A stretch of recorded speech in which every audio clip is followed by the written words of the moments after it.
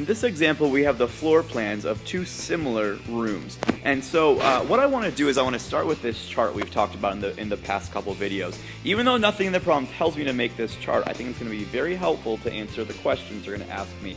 So to begin the chart, I need to figure out what I know about both rooms. And in this case, I can see that what corresponds, or what I have matching up, are those two sides, 14 and 10. Well, when I know that two sides match up, I'm able to find the scale factor. So my scale factor is going to be 10 over 14.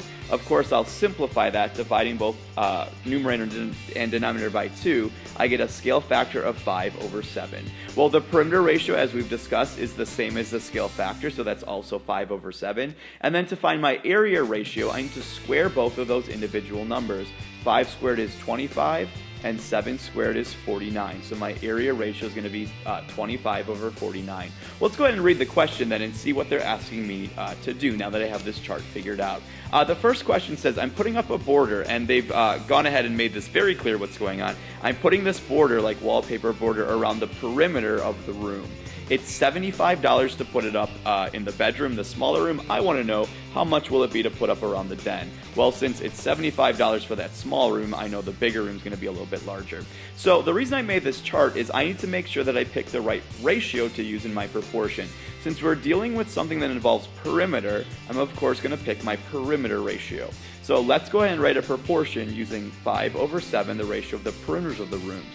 And I'll set that equal to, since 75 is the cost of the bedroom, which is the smaller room, I'll put 75 in the numerator where the smaller number is on the other side of the fraction.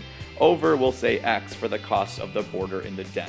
So there's my proportion set up using the information from my chart. So let's go ahead and do just some cross multiplying to solve this proportion. So 5 times x is going to be equal to, oops, I didn't write that number down. All I wrote down was my answer. One second.